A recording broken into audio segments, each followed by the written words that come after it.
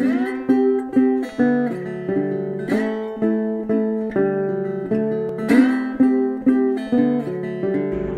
this is Jim DaMico here from Thunder Sky Gallery, one of our great community centers, which sadly will be closing at the end of the year. I'm here to give a little bit of a talk about Alvin York, who's right behind me, for Robert McFate's HWY 127 show, signed symbol.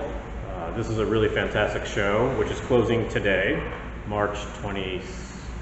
June 27th, but will be available to be viewed online for the July in commemoration of the Northside 4th of July Parade, which is not happening this year.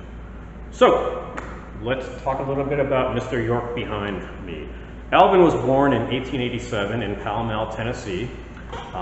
He was a third child of 11, born to William and Mary Elizabeth Banks. His family was poor, and everyone had a pitch in and worked the farm, and this also led to Alvin not having an entire education. He had 9 months of schooling, and it was because his entire family had to work to provide for their own family. So he had actually developed to be quite a marksman, because one of the duties he had to perform was to hunt and fish for the family as well. He also learned the blacksmith trade, which is something his father William had done as well to earn extra income. As a young man, Alvin was a heavy drinker and a fighter. But in 1914, he attended a religious revival, which was put on by an H.H. Russell, the Church of Christ in Christian Union. I'm reading from notes if you can't tell. York joined the church, which, among other things, forbid drinking, swearing, violence, and war. So when Alvin received his draft card, World War I draft card, he claimed conscientious objector status. This was rejected at both the state and local level. But Alvin is most famously known for his service in World War I. He served in the 82nd Infantry Division and led 8 men to taking a German machine gun nest and capturing 132 German prisoners. For this, the New York Times called him the war's biggest hero. General John Pershing, who had led the American Expeditionary Forces, called him the greatest civilian soldier. York had received the Medal of Honor, which we can see here in Robert's amazing painting, and upon returning home to Tennessee, York was inundated with offers from Hollywood and Broadway producers to profit off of his fame.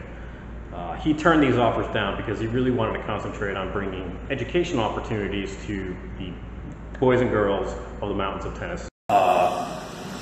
Until Jesse Lasky of Warner Brothers had convinced him, after a few years of probably going back and forth, to do a movie based on his life, his diaries. And so Howard Hawks was brought in to direct the film, which starred Gary Cooper, and was released in 1941, so it was a preamble to World War II. Not a preamble, but as a way to get people more stoked about entering into World War II. Gary Cooper in 1942 had won the Best Actor Award for the Academies. So Alvin took the proceeds from this film and started a Bible school, which unfortunately only lasted 1 year, and that was due to basically his target student population going off to either serve in the war or working in the factories in the north to feed the war production machine.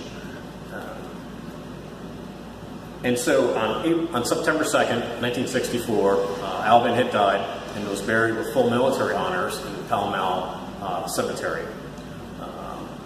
And what I had noticed in talking with Robert and actually looking at the portrait behind me a couple of times is the sort of this orthodox iconography that is represented here, which I thought is kind of a nice, it's a nod to both I think Alvin's, just his life story of coming up in this hardscrabble life, to being a fighter, to being a drinker, to like living a more sort of a pure life based on his religious code. And his hard work in trying to get educational opportunities available to boys and girls in Tennessee.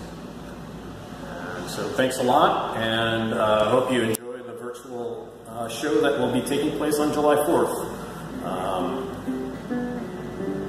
2020.